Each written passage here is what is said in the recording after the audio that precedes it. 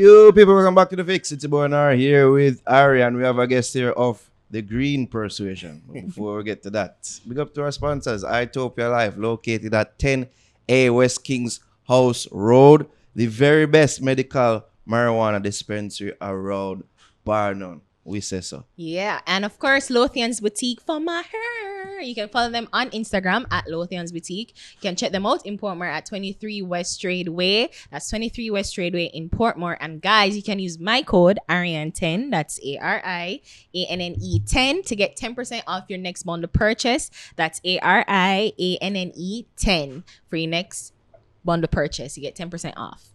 All right, as I said, we have a guest here of the Green Persuasion. Last week we had one of the Orange Persuasion.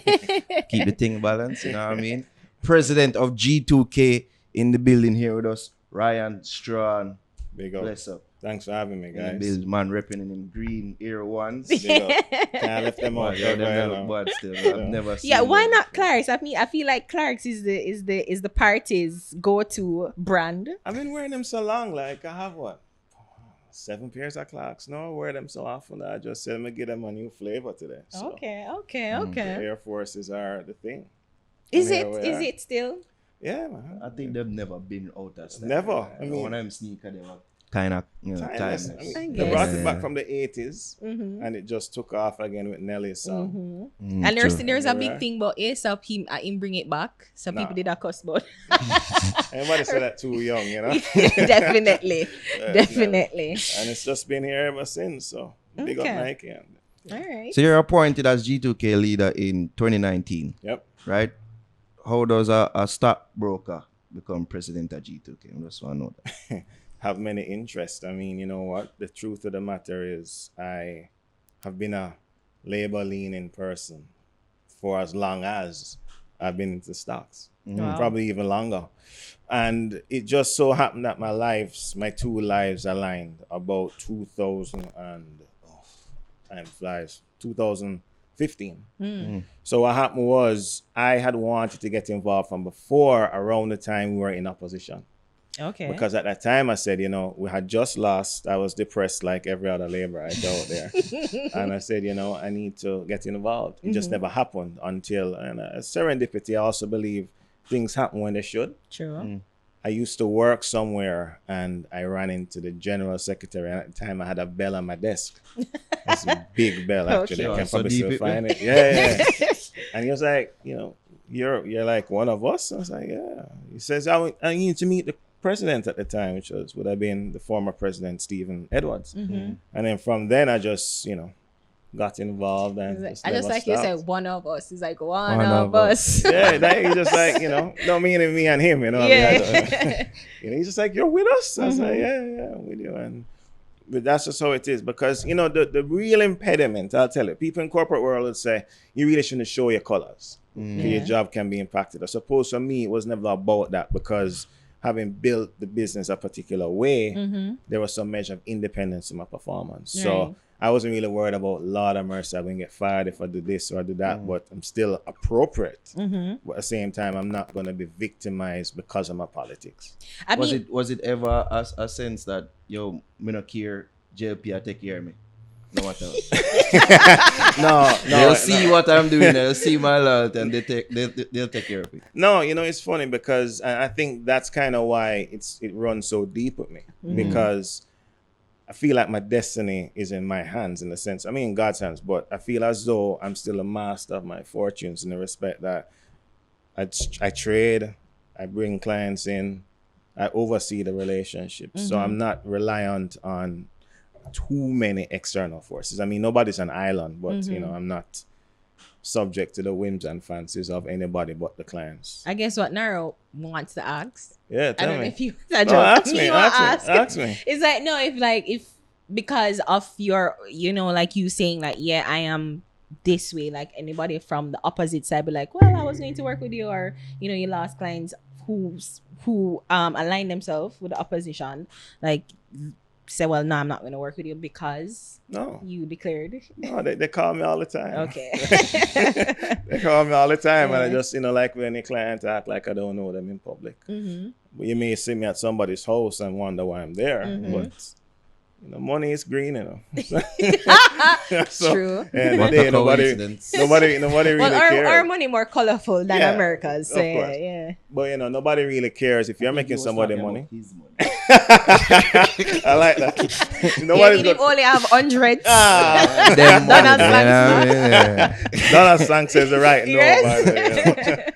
Oh yeah, nobody's gonna be like, listen, this guy is gonna make me money, so I don't want to deal with him because he's a labor, right? Yeah. Like, Yeah, because I feel like in business, and we've always said this. I mean, most people who, I guess, are mature understand that at the end of the day, we all think or assume or believe that Peter and Andrew can have a drinks together outside of the politics, like them maybe not friend, but it's cordial, and so and anything that we see out in the political field is us as the supporters take it on, but behind the scene, everybody in the world take it as business, and business is business. Yeah, I think there's obviously some adversarial relationships. Don't get me wrong, but I think a lot of times it's overblown, and many times supporters take it past where it really should be. Yeah. You have overzealous supporters sometimes who really, it's just extremism, right? So I won't say to you would ever see two party leaders drinking necessarily unless they were friends way before. And in this case, they're probably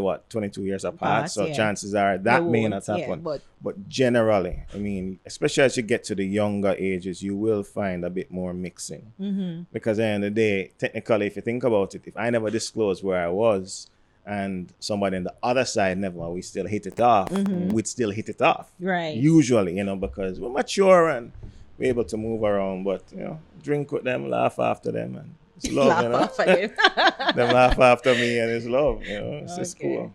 Was there much laughing after the last debates on Sunday?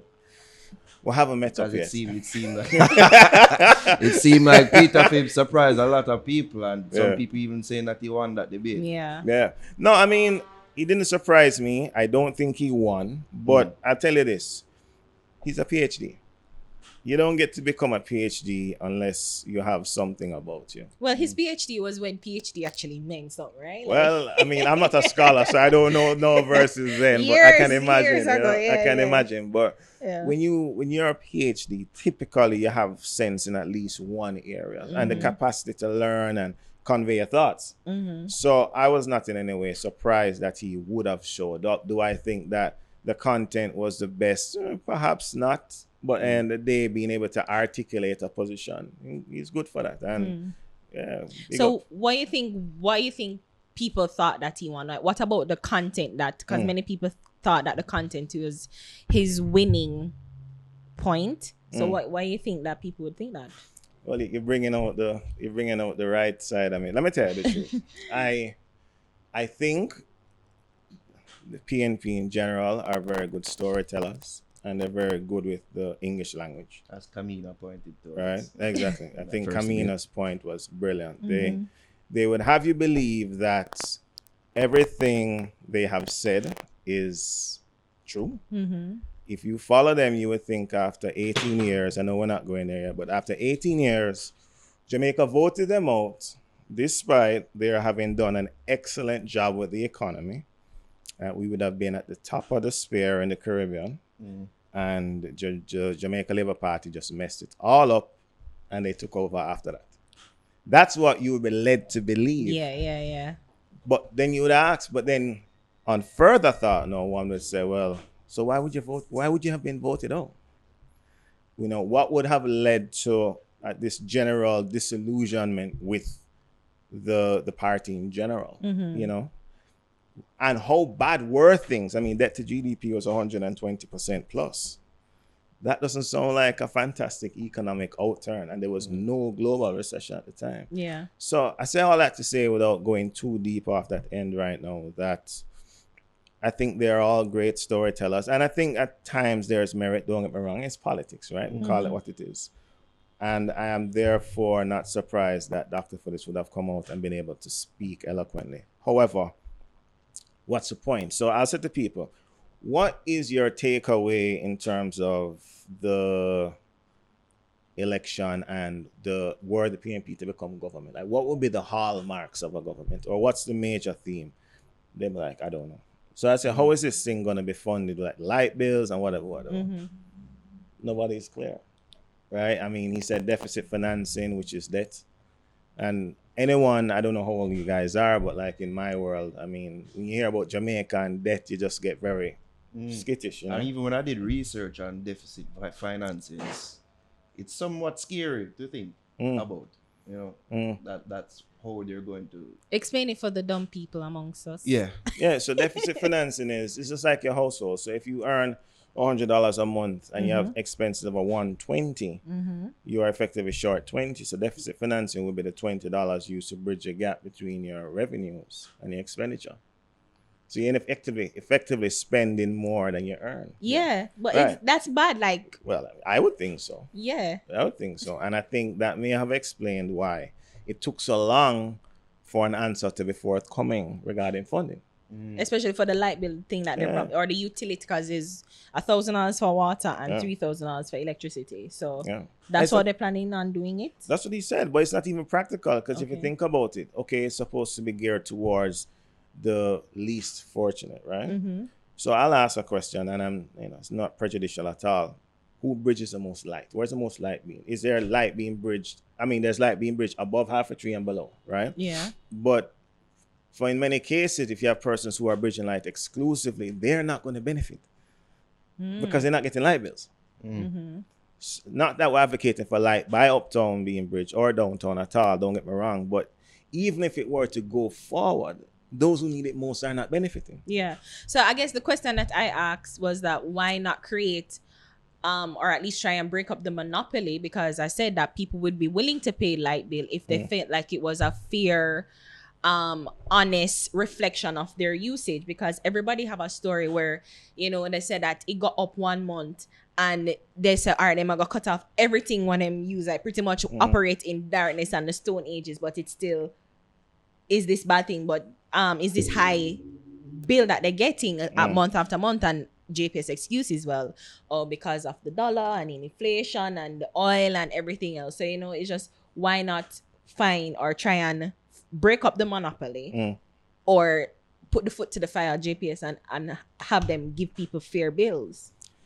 I think the biggest thing is critical mass and the amount of capital expenditure you'd have to build out a new network of light posts, connections. And then the question is going to be for the new player, how long would it take them to recover that investment? So if they have to spend $1 billion US to outfit the island with another set of, you know, wires and all of that, how long would it take them to generate $1 billion back? So JPS now makes about 25 million US profit a year.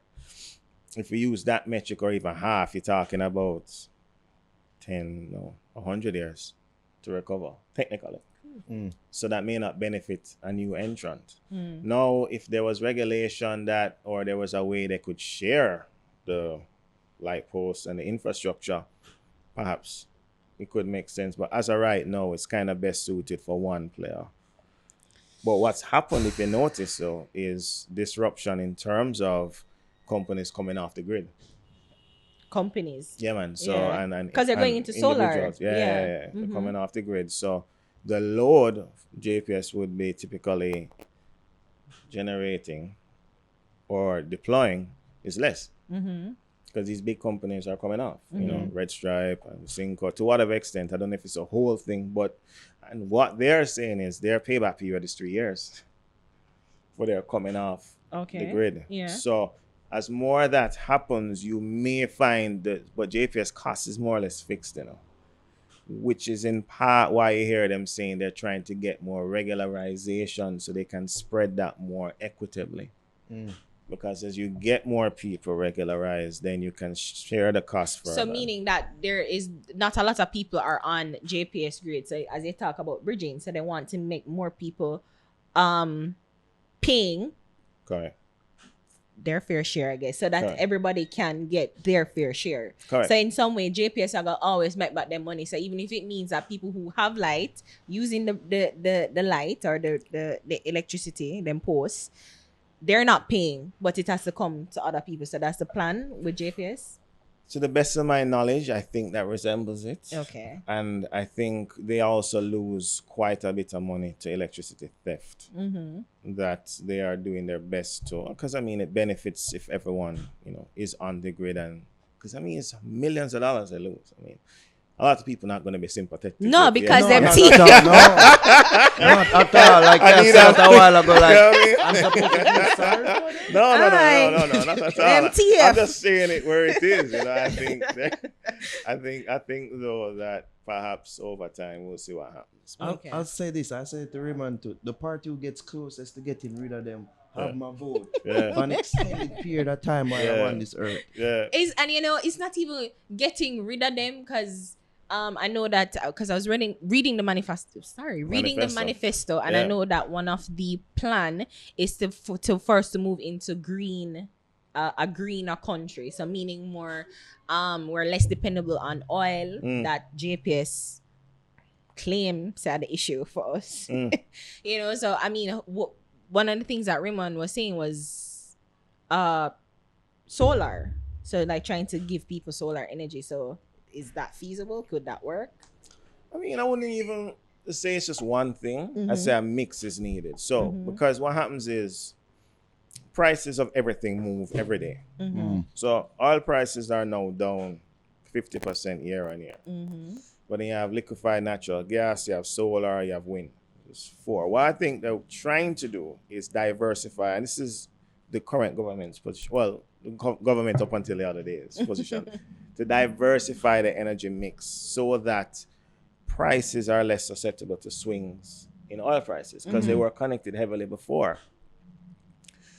Now, we would have heard about like retooling at the construction of the Borg facility. There was something offshore by Old Harbor, New Fortress Energy, who actually, as I was saying before, have built those facilities for Wisinko, Red Stripe, and I think a few others. I think probably even Jamaica too. They're probably doing something else out there. That's part of the cleaner energy. I think the intention is to bring non-oil gas sources to 30% by 2025 or somewhere there. And again, that will help in terms of the greener society, which we all need, but also it's less harmful on the environment. Now, remember though, any investment you're doing in energy is going to come with a heavy capital expenditure cost, which is why a solar system on a roof costs millions of dollars to install. I know that's driven by world prices, because we don't really make the panels here. Yeah. So we'll have to factor that into the cost equation too. And then it's a matter of how readily can the average person afford that. Right. How will you tack it on to a mortgage? Will you tack it on to the cost of the house, and then you finance it through the mortgage? Those are the considerations. It's very complex. And then the last thing is the supplier buys it, or the housing contractor buys it, or supplier rather buys it. Suppose the prices move.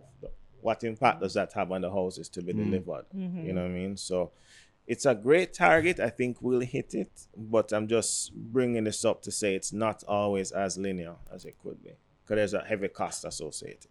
Okay. I'll go back to the topic of leadership. Sure. Peter Phillips. What do you think is the biggest problem with him Right now? right now? Because it, as we pointed out earlier, it seemed like people were surprised at his performance. I see that during this whole election period, he has been presented as somewhat of being Out of touch. Sure. Yeah. out of touch in a sense. Sure. What do you think is the problem with him? You think it's marketing? We know that's the buzzword. JLP, right? And I guess to throw another question in it, so you can answer two questions in one. It's just verse compared to Mr. Holness, the young people. There was a anonymous poll in the Gleaner that said that young people seem to favor the JLP more, and despite all the scandals and the corruptions that they said, why is it that? So compared to Mr. Phillips and Mr. Holness. All right, Dr. Phillips, what I think is perhaps off, I think it's two things. Firstly, first of all, I think his party has betrayed him. Firstly. So, no, well, I just add the points and I break them off. Secondly, he was there in that 18-year run. So, if you remember the interview with Dean Jackson Miller, he said, what's the word? Not verbatim. What's the opposite of verbatim? Paraphrase. Paraphrasing, right? Thank you. He said effectively he can't take the blame for past PNP administrations, Okay. right? But he was there. Yeah. And many of those characters from that time, I say characters meaning people, are, forgive me, but guilty by association, just by virtue of the fact that they were there, they were in the cabinet, so they cannot separate themselves. Similar to how they are now trying to say that Prime Minister Holness cannot separate himself from what's happened. They cannot separate themselves from that series of events. Do I think it's a marketing issue? No, I just think the PNP is obsessed with power. And I think that they are prepared to sacrifice their own, if it comes down to get in power. So when I look at how quickly they threw Dr. Phillips under the bus, they wouldn't put him on any flyers, you'd almost think that he was not the leader anymore. Yeah. And then the things I saw and questioned. Yeah. Oh, so And they wouldn't admit okay. it. And then they say, oh, well, you know, the JLP is all about Andrew. But we're about a team. Yes, Yeah, right? yeah. That's why I tell you the creative, right? Because they shift the narrative overnight. But then if you check it from Saturday night, now everybody's like, well, Dr. Phillips the best. Where you go win now? Where some of the same people a year ago were saying and writing that he was a man whose time had passed. A man who had no use to the current play field of politics, right? So I look at that and I said, well, if that's how you can treat your leader, then I mean, you're not giving us much room. I mean, that we'd be bullies if we were to try and match what you have said out of your own mouth. So I think that's one of the main issues facing him, his own party. I think secondly though, the division. The fact of the matter is they cannot escape the fact that there are 2 or 3 or 4 PNPs right now.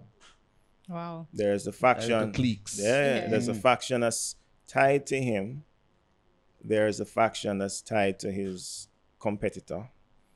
And then there's just the underbelly. That's just splinters from, you have Porsche comrades, Prime Minister Porsche Simpson Miller comrades, and they're just all over the place. Yeah. So those are the factors. With regard, and I think when they bring up the JLP and Andrew Holness, they're just jealous. What? I think Why? I think they're jealous because they want a leader they feel comfortable showcasing. And I think also they have not succeeded in smearing him as they may have tried to do somewhat successfully in the past. So you mean with Mr. Holness? Yeah, they have not succeeded in smearing him, and he's managed to rise above it, and it's to his credit. I mean, to Prime Minister Holness' credit that he has led and led well. Led well. With regard to the young people, so I'm an analyst. I watch things. If you remember 2014, how long have you been on Twitter?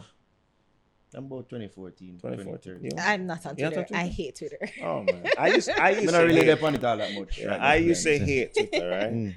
I got on 2010, and I remember there used to be some link ups, whatever, and I knew a few guys, but I didn't really dig it. I don't bungle up too much, you know? Even before social distancing, I sell it. So, but what happened was, I remember Bobby Pickersgill, again, somebody who would have been around in the 18 year. He said, articulate Intellectual minority. yeah. Never They forget just it. described that subset. Yeah. And effectively, that in a microcosm is a microcosm of the opposite of what Andrew Holness is. Andrew Holness and JLP and social media embraced the views of this demographic, which is the youth, that would ordinarily have been overlooked. And not only that, rather than dismiss that segment as the PNP did, which I have evidence for, I'll get to that in a second, but JLP took it to the other extreme of engaging through social media. Now, what that resulted in was that persons for the first time, in my estimation, were able to get answers to questions and have access that they never had before. So if you remember 2016, when the JLP probably never had the most money, to my knowledge, because I wasn't there, I'm guessing. You even had Andrew Holness doing a Q&A on Facebook Live. Okay. Just taking questions, answering them. And they had the manifesto on the bus, and you saw the Twitter coverage and all that, really engaging and pulling people in. And engagement. You don't ready to just lose engagement like that. No. And it's kind of been just continuing along that way of operating since. And so those are the things. So you have the engagement, which was deliberate. You have the fact that he is the first post-independence prime minister. He's been around for some time, so there's a credibility and authenticity. And the team around him, maybe not so much a cabinet right now, though we're seeing members emerge in the cabinet and taking their place in the slate of candidates. But the team around him, who you may not see, is comprised of a lot of younger people.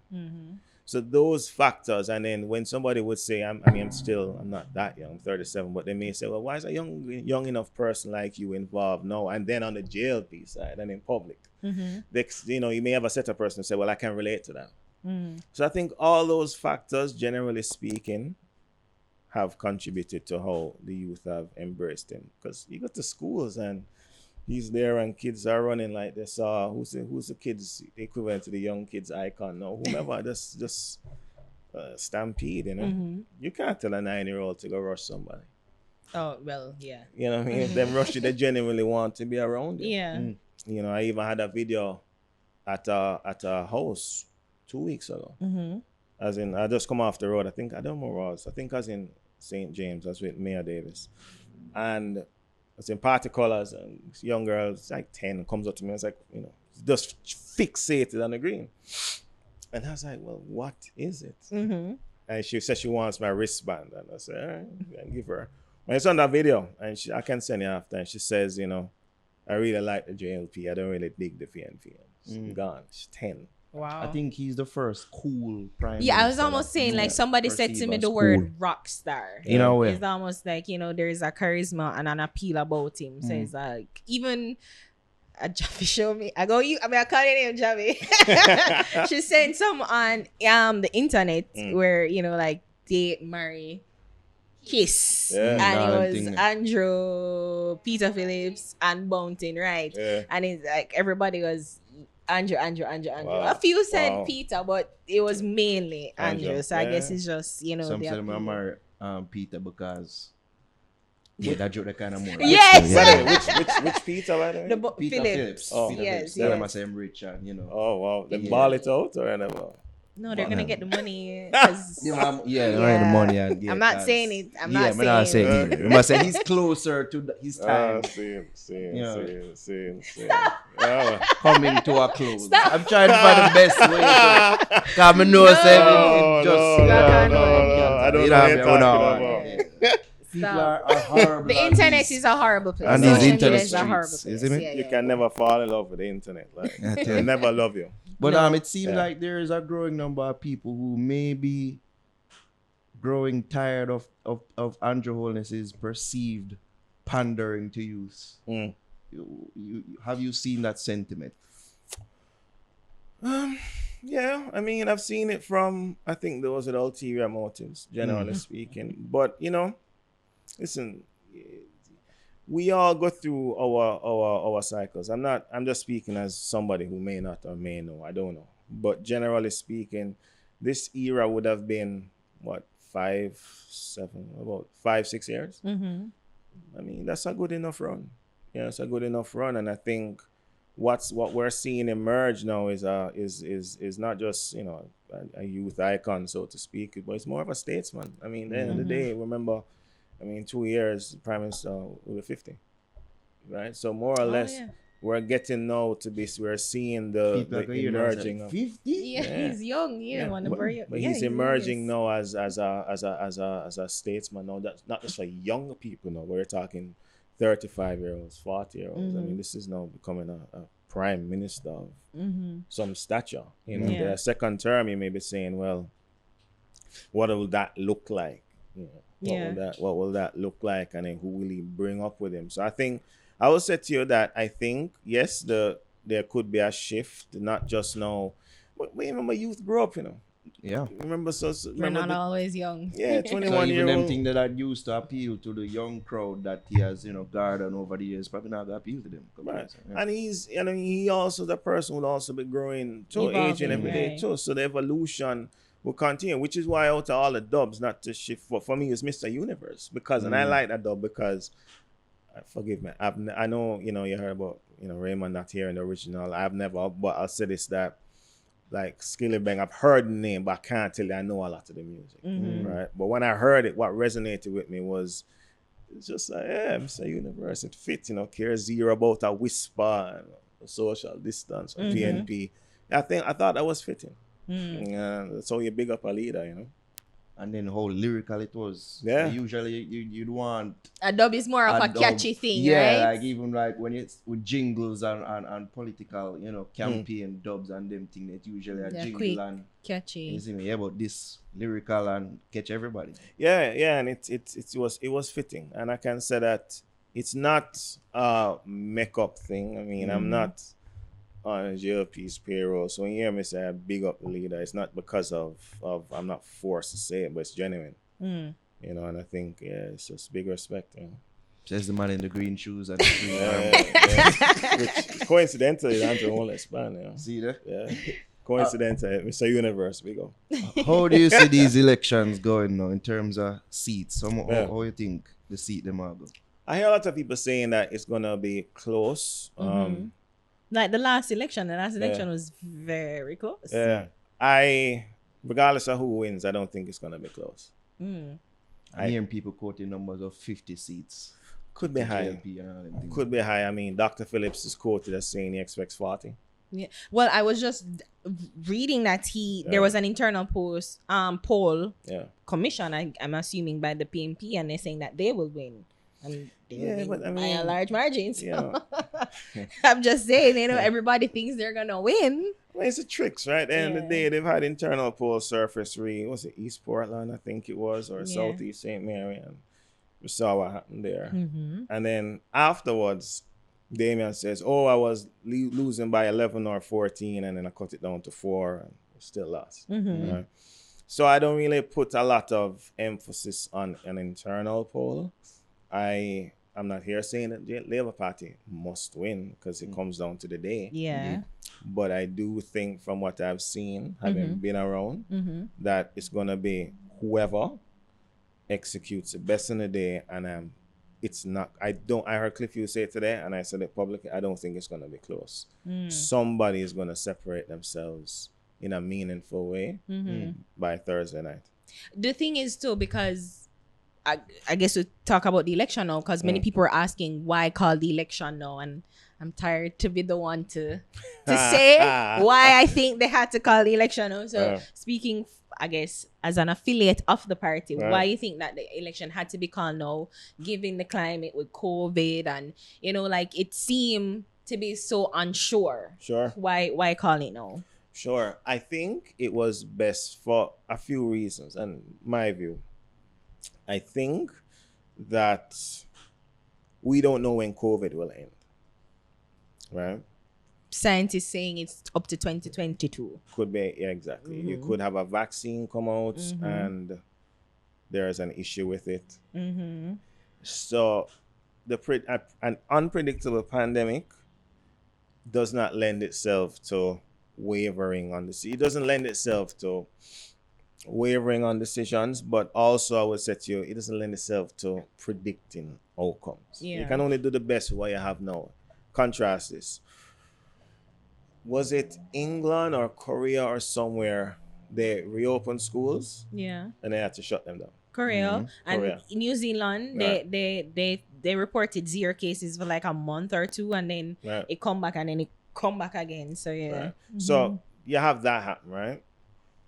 This set of cases that we're probably seeing now, a lot of it, and I mean, like Cherry Garden is ground 0, I believe, and Birdbush in parts, because of 3 parties, high-end parties, not, off the grid parties, so to speak, but they were just, attended by a lot of influential persons. So there are a lot of people who, in that neighborhood there, as you'd have seen from like the Ministry of Health maps, who have COVID-19 now. that's not resulting from nomination day and all of that we've seen. That's uptown party issues. So I don't know if there was a wrong time or a right time to call election, because constitutionally they'd be due by May. Suppose May or February? Because February, but they can extend it for 3 months. Okay. But suppose we're in the midst of a spike then, because they had said, the ministry said, there will be spikes every so often and they'll have to address them, and you go back to life, and there'll be another spike and you address it and you go back to life, and the cycle continues. But the fact is, people are still trying to go to work, buy food, see their friends, shoot videos, generate business. Hey, we don't got COVID. What the point is, people aren't going to be stuck in the house for months on end indefinitely. The business of the country has to continue. You know, you have members of parliament who have said they would like to retire. They are tired. They say we would like to rest. So you could even have by-elections. Then what would you say? Oh, well, everybody pack up in, I don't know, St. Thomas or Clarendon, and that caused it. I mean, the business of the country has to continue. I mean, you have to do it responsibly. But I am not one of those who would say, why call an election? No. And in my view, the spike happened as a result of activities unrelated to the election. Because many people said, because I saw a tweet, I'm not gonna mention her, but I saw a tweet. She said, where the prime minister said that he gave out masks. He himself personally gave out masks, and the response was like, she don't care how many masks he give out. It's just the fact that the campaign activities, you know, was responsible, or you know, is attributed to it. So you shouldn't have the campaign, or he shouldn't be campaigning as he did regularly. So I guess that's my main point. Why, despite the steps that you are taking, you know, knowing that people aren't going to adhere to certain rules. So knowing that we're kind of indisciplined, I want to like obey, like, why keep? I just think that the country's business has to continue. You know what? I can't understand why everyone is acting as though the town centers in question were empty before. Right? You'd have thought that there was nobody in Ligoni. And there's nobody in Chafferton, in Clarendon. Like, these were ghost towns, and you know, politicians came through and people just descended on these areas. And speak about the motorcade, because I know that, you know, I was just going to get to that. Because people, I saying that usually, especially for politicking, is usually mass gatherings of meetings and rallies, and, you know, like getting all the comrades and laborites together in one place. But it's changing now, where it's more of a drive-through, but still people gather.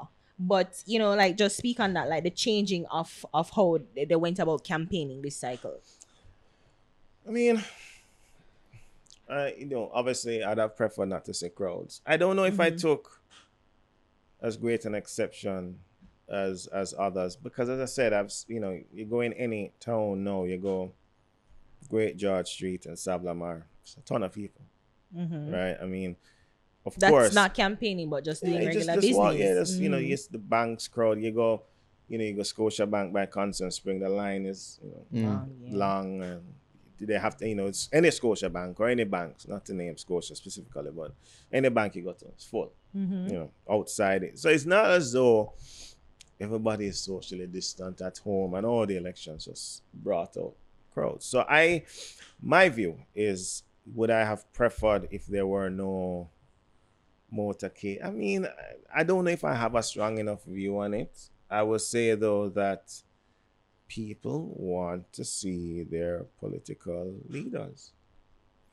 And I think During election time, yeah, in general, I mean, I remember we went to... It could be said that, well, if you saw them enough over the years, right, you wouldn't want to see them now. I was saying that too. About to see them now. Yeah, but you know, the prime minister's popularity now and all of that. And I remember we were in Hanover for an area council meeting by Rossi's, and full. It was as though, you know, for the Catholics, that the Pope was coming through. It was just really, I mean, it was full. You know, if they ever had a meeting like that, there'd be a problem. Many people here where you say no and see it as deflecting and say, oh, it's not like so there weren't gatherings before. And then they look at the suspension of the motorcades and any type of gathering, political gatherings like that. So why then suspend the motorcades if it wasn't a bad thing and could lead to more spikes in COVID? Right. No, I mean, listen, at the end of the day, I think they probably realized practically it wouldn't have worked the way they would have intended. You go into things with the best of intentions. It doesn't work. You revisit it. You just shift. I don't have an issue with it being perceived as deflecting. Probably maybe because of my bias towards politics in general, and I'm just generally a practical person. You go to any rural area, there's a ton of people on the ball field and around the ball field, and it's in Kingston too. I mean, that's just where we are. I can't act as though these things don't exist. I think a lot of times it's easy to pick on some subjects because of just a cognitive bias, and politics is one. And that's I understand that fully. Yeah. But nobody licking out on the uptown party them though. People are. No. Few people are. People No. are. But You it's just not the saw how same. Bolt get it. Yeah, Did he both. But here's the joke. But here's Both. I think Both because them I'm get more it. Yeah, on. but I there was, are I was guys more, jokes but that's all. not- I was but hold more on. on the girl who's like, I came all the way from Florida She just get to it, man. party. But Like, hold on. yeah, she But gets when it. I say uptown, that's not the parties I'm talking about. And that shows the point. Nobody is calling the names of those events in particular that happen. Oh, like those parties that happen, but them never get the big up or the promotion. No, that we they were wouldn't know just about? some uptown private events that were well attended. Which is why COVID is running heavy through that Cherry Garden, Stony Hill area. Well, we're not uptown. I'm private. Yeah. Yeah, we're And not part of the cool there crowd. either, but that's the point. People know about it. Yeah. And nobody's gonna say anything publicly because it's not easy it's not comfortable. Because it's private, right? Nobody know to know about it. Them keep them thing private. People know about it, man. The other day there was one by Graham Heights that people were on Twitter about it just died like that. Ooh. Yeah, man. Graham Heights roadblock. So the double speak for me, that's the problem I have in general. You know what I mean? It's there. It's close to Barbican, Cherry Garden. yeah. Yeah, it's like It connects Cherry Yeah. Garden and No Barbican. good. You have to if you drive it. Andrew. If you're trying to drive across town, they use that thoroughfare a lot. And they go around. So yeah, these things were happening a lot. I mean, even Independence Weekend, I was out of town, I was sickle with it just because I wanted to avoid crowds. Yeah. But again, people will always pick on their favorite thing, and in this case, it's And I guess politics. the easiest target is politics, Yeah, you man, know? always. 'Cause, yeah. Always. If the JLP was to lose this election, what do you think could be the reason for it? It seems like people say them have this in the bag. Right. No, it's simply, I think it's gonna come down to the nation not buying what we'll be selling, and I think it would be in a resounding way because, as I said, I don't think it will be close. In fact, I go on the road. I know what my instincts tell me, and the poll results do not surprise me. Not you don't build a campaign based on a poll necessarily, and not public polls anyway. But the feel I get, and this comes out after Thursday, right? No, it's No, gonna I come put out this out- Wednesday oh, tomorrow. okay. Well, that's good enough. That's good enough. So it'll catch fire hopefully after. Let's promote it widely. But seriously, the tone, and I go around the place a lot, not just G2K but my regular life. I'm in Mobay all the time, or I was, and related places, and the tone, you go in the supermarket in a party shirt, and just the way people connect with you or embrace you, figuratively, it gives me a feel of what the ground is saying, what people thinking, because actions are involuntary sometimes, and people come up to me and let's talk to me and tell me something, and be like, boy, I love what Prime Minister doing, I love this MP and blah blah blah blah. So it would obviously mean the nation has said, what, we are not in favor of a continuation of what has started. And my view is that people will choose what they want. The electorate never makes a mistake. What I like, though, about what the government has done, the former government, it has put forward what it has done as achievements. Yeah. That's important because we this demographic now, and I say we, I mean anybody in their 30s, 20s, late teens, is about what am I seeing that you have done? Right. What am I feeling? Right. Yeah, as I a think result it was of your Mr. work. Holness that said on the debate stage that, I mean, they're the party that can campaign on achievements, Yeah. you know, from lowering the income tax to reducing GCT even by 1%. I've never ever witnessed that, Yep. you know. People say that was the strongest point of his performance. Performance, on the right? debate. Yep. So you know things like. But so let's just shift into more plans going forward. Sure. One of the things that I see on my timeline Mm. is that entertainment people or people in the entertainment industry, not just music, but you know, graphic artists and with Creatives in in general, right, seem to think that they're being left out of the conversation in terms of how are they going to be looked after during the COVID, because as we said, COVID not gonna stop now, and Sure. most entertainers, they need to go out, especially our local entertainers. They need to the shows to make money, and you know, they seem to be forgotten in the economic recovery plan. So can you speak on what are the plans for going forward?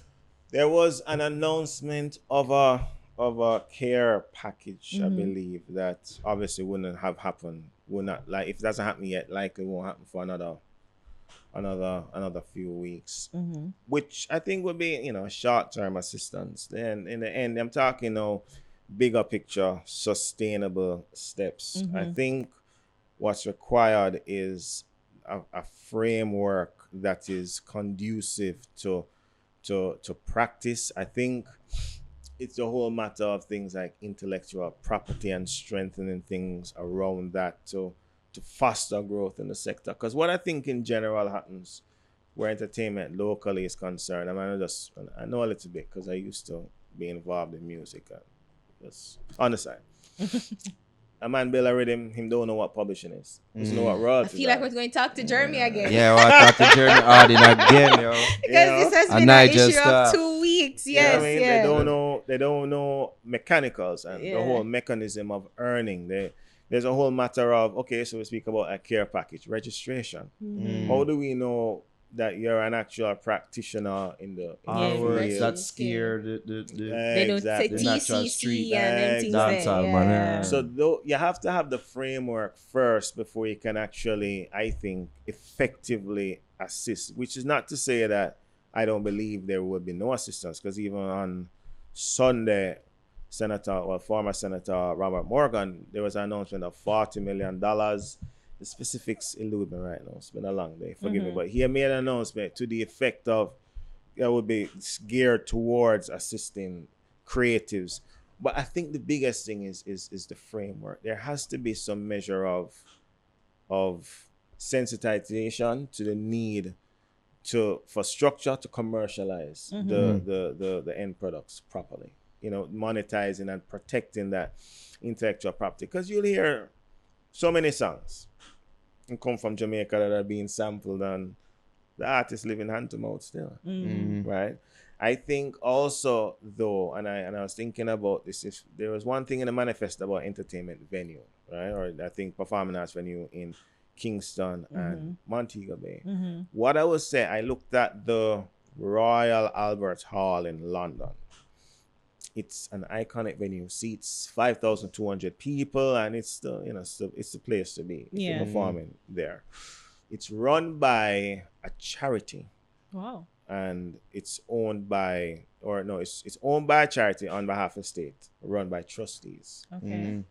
But it generates revenue, and that's how the trustees are paid, because you can do something voluntarily for so long, but it has to make money for it to be sustained. Yeah. When we look at like the US, if you perform in American Airlines Arena in Miami, that's the Miami Heat Stadium. Yeah. But it's also sponsored, the American Airlines has naming rights. Yeah. So right away, you're seeing the commercial activity generated. But unfortunately for us right now, we have National Stadium, but then where does the revenue come from? It's still the government participating versus a franchise that owns it in private enterprise and it's actually being maintained and sustained, etc. So I think the conversation, yes, I think there'll be short-term injections, but me being like a long-term sustainable minded thinker.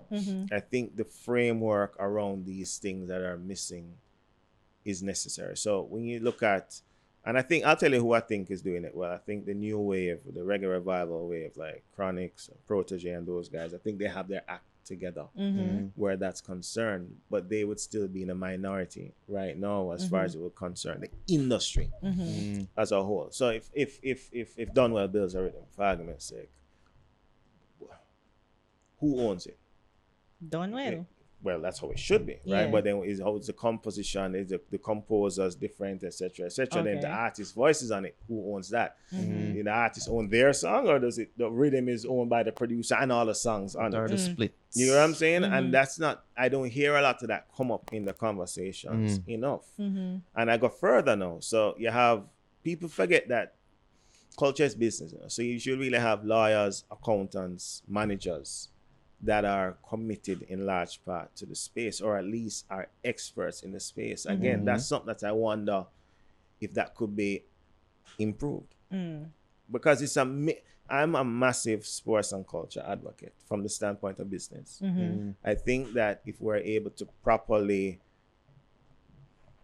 coordinate all the players in the space, it could be a massive earner for the players, and it can also be a massive provision or provider of employment and job opportunities and There's gigs, proof in the etc. pudding. There's proof of concept overseas. Yeah, but it's still not. It still hasn't. Okay, best example.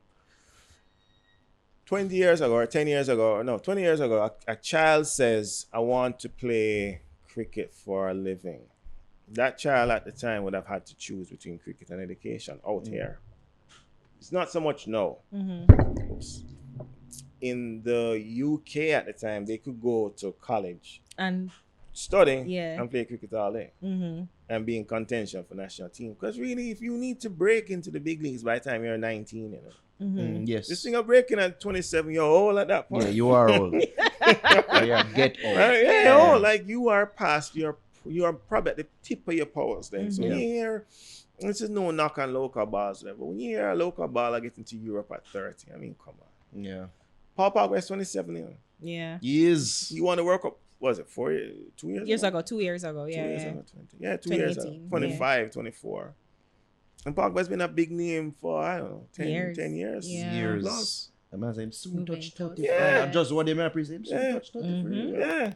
So we still have, you know, it's not a short-term fix. I think we are seeing, and we have a good, outgoing culture minister was great because she had experience. She used to manage Patra, Shabarangs, etc. So she has an appreciation for the industry and the feel, and you could see in terms of the Grand Gala productions and how they would have come along, especially I think the last one, not the This- but yeah. the one last year. And that was, massive and well received. But now we have to continue that. So I more say yes, injections, but the framework, and it has to be received and appreciated by the players. That listen, this is a business.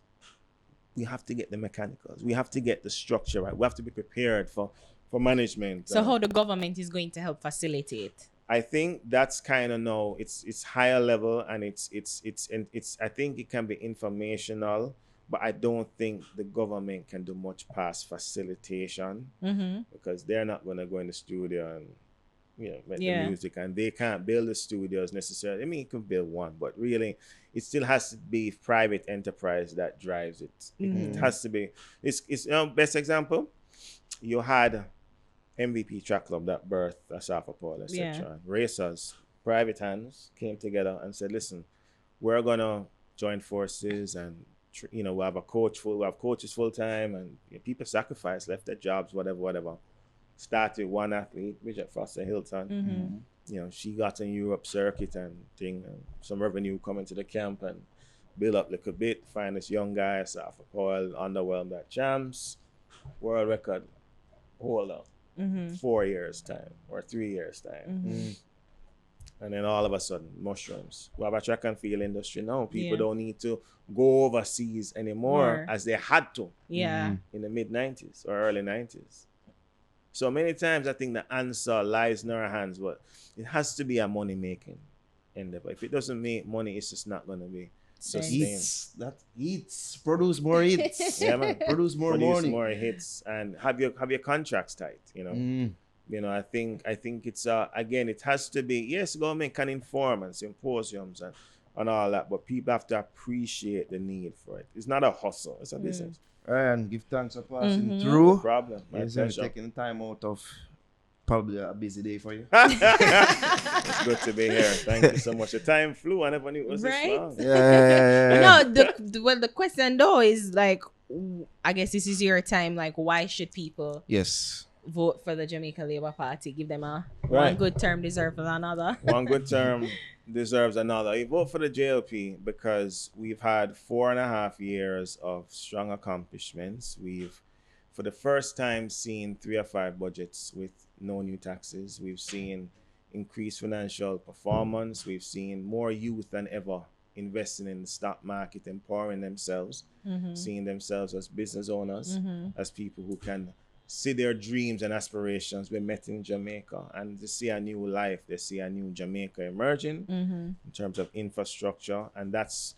not only what was promised, but what's been done, and I think that gives assurance of what one can expect from what the government has shared it intends to do with another term. So Even with COVID, because I think that's many people fear, young people fear that, you know, COVID seemed to mash up everything. And, you know, even Mr. Price said that Mr. Phillips can lead us. deficit financing. No, let me tell you, COVID, the government was clear. They said we're gonna continue infrastructure projects, and we encourage the private sector to continue their large projects and not stop. Cement blocks cannot catch COVID. Right? So you build the roads, and Not at that least we know of yet. They can probably they have the COVID on them. Right. But it's not transmit when you cover it with asphalt, and there you go, right? Yeah. But in the end, I think there's been a plan stated, and the economy, it's the wheels are turning a bit because you build infrastructure, it allows, so when the activity resumes in earnest, it makes it a lot smoother. You can drive over a smooth road a lot faster than a bumpy road. So you use the time now to just execute the projects in the capital budget. I think that's a workable plan. St. Thomas Road is still ongoing, and that will bring new life to the eastern end of the island. So government has a plan. Them need them KFC too. It's executing. So the road, you'll have the KFC. Makes And sense. wait, one more thing. Yep. One more thing. I know we're running out of time. No problem. Housing. Yep. That's just been a major concern, and I think that's been a achievement of the government. Yep. Well, the JLP government, Yep. and you know, Mr. Price said that the PNP was responsible for, you know, giving homes to many young people during their time. So, you know, like how is the plan going forward, especially under COVID, where people seem to be unemployed, underemployed now, and you know their promises of giving 30,000 homes and like just massive amounts of homes, but people seem to can't afford it, especially under COVID. So like talk about that, like what's the plans on the track to make more people own homes, especially now. So of the 70,000 homes plan, there's 10,000 for young people under 35. There is no interest, and it's 100% financing. So you'll only pay back the principal over the period of time. So if it's a 20-year mortgage and it's a $8 million house, you pay 8 divided by 240 months. Break it out, right? Whatever that comes out to, right? 30,000 or whatever the number is, right? Yeah. That will ease on the cost side. The revenue side, however, and underemployment is a real thing. I think that is something that has to be addressed over time in conjunction between the private and public sectors. However, what I think is also important, though, is developing the infrastructure of the economy so you can have a wider base of employment opportunities across the island. Because if somebody can get land relatively cheaper in St. Thomas, chances are, and they can build a larger facility, they'll be able to employ more persons. So and then there'll be competition for talent across the island, which is why, and many people may not say this, but when the BPOs emerged, you know, fast food entities, and I know it's a fact, I've been told by at least 2, said they were losing their staff to BPOs. Wow. So they had to be constantly recruiting cashiers and you know, et cetera, et cetera. So I think as you broaden that base in the economy, as you have the the infrastructure continue to be laid. I think as a result of that, there'll be more opportunities for better employment or better jobs that will in turn allow for affordability or for more persons to afford more houses. Because here's the fact: nobody's first house is going to be in Cherry Garden. Right? True. You when you're in New York, At least 1%. there you go. Nobody buys their first house in a 2,000 square foot Manhattan apartment. It's just not realistic, right? So we have to start somewhere. I think what's important though is that there are things in place that allow for one to climb the ladder aggressively. If one can buy into the company that's doing the houses through the stock market, they may have Plugging himself. they may have Stockbroker. they may have $25,000. Yeah. It could be $250 in 5 years. Wow. That's how you build wealth. And that is what I mean. Jamaica Labour Party of 1969 introduced Jamaica Stock Exchange. We introduced a junior market. We brought back the benefits of the junior market, despite opposition, and the PNP cannot speak to that because they know it's true. And these things have been proven wealth builders, right? So all these things in tandem, there's a framework and an economy, an ecosystem for wealth creation that will allow for youth to not only buy their starter home, because as I said, we know the times are hard. Some industries been hit harder than others, but it will also allow for what would Niger call it, bubbling up, or emerging. So that would be that. All right, nice. All right, so I got all my questions out, so I'm good.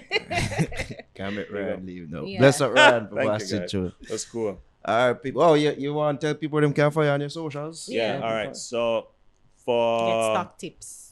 for stock tips, 5 Solae on Twitter. That's the number 5 SOLAE on Twitter, and anything G2K related. You may find a little thing on politics on 5 Solae, but G2K President, all things, and follow G2K Jamaica for the organization. We have about 10,000 fans, likes on Facebook, so growing. Just right. Growing. Proud, big up. All right, people. At the fix, Ryan Strachan, G2K President, we out. Yeah, this is it for us for politics. Yeah, we're done now.